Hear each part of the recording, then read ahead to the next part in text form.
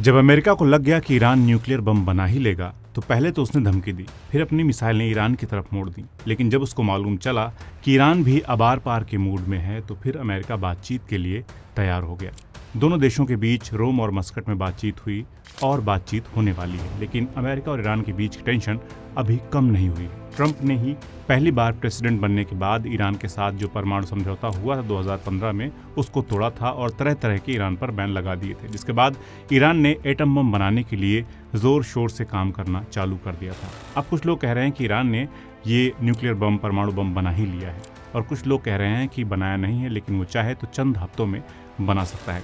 इसलिए अमेरिका बातचीत करके मामले को ठंडा करना चाहता है। हकीकत क्या है, इस वीडियो में इस मामले पर हम डिटेल में बात करने जा रहे हैं, क्योंकि अगर ईरान के पास न्यूक्लियर बम है तो फिर ये अमेरिका के लिए किसी बुरे सपने से कम नहीं है, क्योंकि इससे मिडिल ईस्ट में अमेरिका और इजरायल की दादागिरी का अंत भी होना तय है और पूरे मिडिल ईस्ट की सूरत बदल जाएगी। इसलिए अमेरिका बात तो कर रहा है, लेकिन पूरे इलाके में जंग जैसे हालात भी बन गए हैं।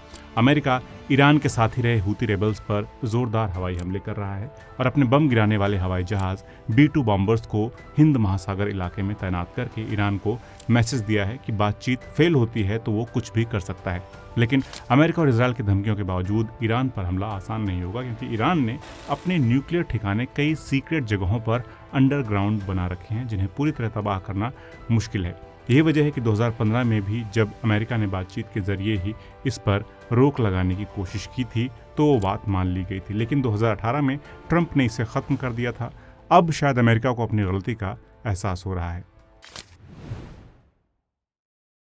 दोस्तों, पिछले दिनों आपको याद होगा कि जब ईरान और इजरायल एक दूसरे पर हमले कर रहे थे तो वहीं कुछ रिपोर्ट्स आई थी कि तेहरान ने पहली बार न्यूक्लियर टेस्ट किया है। पिछले 5 अक्टूबर को यूएस जियोलॉजिकल सर्वे ने 10 किलोमीटर की गहराई पर 4.5 मैग्नीट्यूड का भूकंप डिटेक्ट किया था। ये ईरान की राजधानी तेहरान के साउथ ईस्ट में एक सुनसान इलाके में हुआ था। उसी वक्त ईरान की मीडिया और मिलिट्री चैनलों ने कहा था कि उनके परमाणु प्रोग्राम से जुड़ा एक बड़ा ऐलान आने वाला था। सभी को लगा कि शायद ईरान ने चुपके से परमाणु बम टेस्ट कर लिया है, लेकिन हम सब जानते हैं कि ईरान में अक्सर भूकंप आते रहते हैं। फिर भी लगता है कि ईरान को परमाणु हथियार मिलने वाले हैं और ये कभी भी हो सकता है। और अगर ऐसा हुआ और दुनिया के 2 बड़े देश टकराए तो अंजाम क्या होगा? दोस्तों, दुनिया का 1/3 समुद्री तेल व्यापार होर्मुज स्ट्रेट से गुजरता है। अगर ईरान ने इसे बंद कर दिया तो तेल के दाम आसमान छूने लगेंगे, यानी हर देश की इकोनॉमी खतरे में पड़ जाएगी।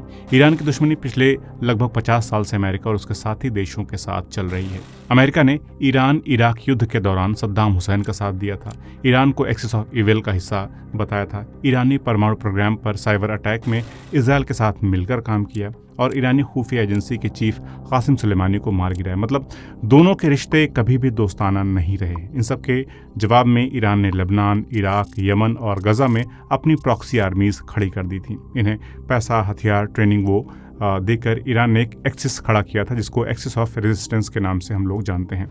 बिना सीधी लड़ाई के ही वो इजरायल और अमेरिका को नुकसान पहुंचाता रहा। मगर गजा वॉर के बाद ईरान की प्रॉक्सी आर्मी की ताकत अब पहले जैसी नहीं रही, क्योंकि इजरायल ने अमेरिका के साथ मिलकर इसके मेन लीडर्स को ही सीन से गायब कर दिया है। इसलिए ईरान के लिए परमाणु हथियार की ताकत हासिल करना बहुत ज़रूरी हो गया है, खासकर तब जब सीरिया से भी उसकी और रूस की विदाई हो गई है। इसलिए पिछले कुछ महीनों से ईरानी अधिकारी खुलेआम लगातार परमाणु हथियारों की ज़रूरत की बात कर रहे हैं।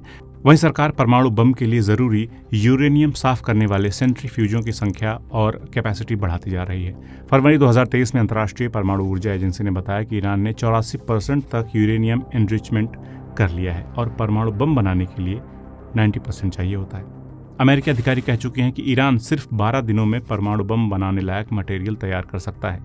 इस बात को भी अब 1.5 साल से ज़्यादा हो गया और मिडिल ईस्ट में चल रही लड़ाई के बीच ईरान के परमाणु प्रोग्राम को लेकर चिंताएं अब और बढ़ गई हैं। अमेरिकी और इजरायली नेता लगातार कहते आए हैं कि वो ईरान को परमाणु बम बनाने से रोकेंगे और उसके परमाणु साइट्स पर हमला करने की धमकी वो लोग लगातार देते रहते हैं। 2011 में तनाव इतना बढ़ गया था कि लगा युद्ध छिड़ जाएगा, लेकिन आखिरी पल में अमेरिका पीछे हट गया। लेकिन आज के वक्त में इतनी आसानी से ईरान पर एयर स्ट्राइक कर पाना मुमकिन भी नहीं है। ईरान की न्यूक्लियर फैसिलिटी अब ज़मीन के बहुत नीचे है और परमाणु तकनीक भी अब ज़्यादा फैल चुकी है। बमबारी या टारगेट किलिंग से ईरान को ज़्यादा से ज़्यादा कुछ महीने का नुकसान होगा और वो फिर से अपनी फैसिलिटी बना सकता है।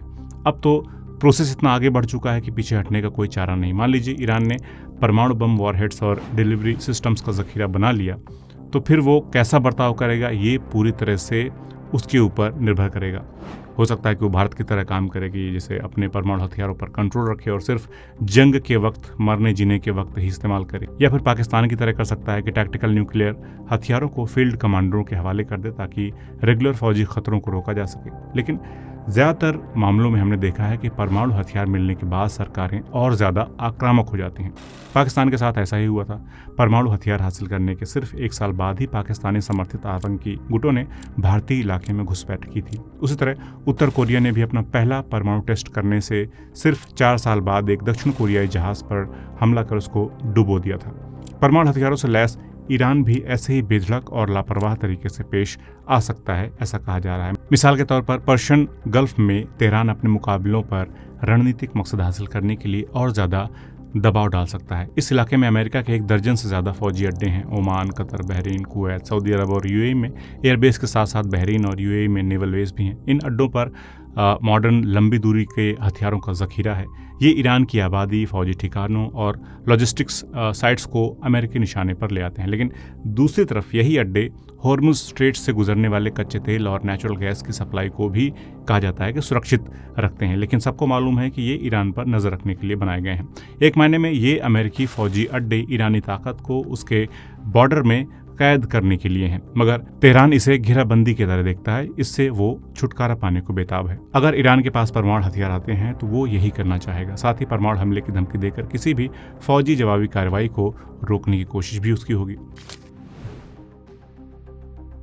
अब परमाणु ताकत बनने के बाद पहले तो ईरान यूएई पर दबाव डालकर ग्रेटर टुम्ब, लेसर टुम्ब और अबू मूसा हड़पने की कोशिश कर सकता है। ये द्वीप ईरान ने 1971 में शाही शासन के दौरान यूएई के बनने के वक्त कब्जा कर लिए थे। आज तेहरान और अबू धाबी दोनों इन द्वीपों पर दावा करते हैं और 40 साल से ये विवाद दोनों देशों के रिश्तों में खटास का कारण बना हुआ है। अगर यूएई झुक गया तो ईरान इन द्वीपों पर फौजी ठिकाने बना सकता है, जिसमें मिसाइल लॉन्च पैड भी शामिल होंगे, जिससे उसे और ज़्यादा दबाव बनाने का मौका मिलेगा।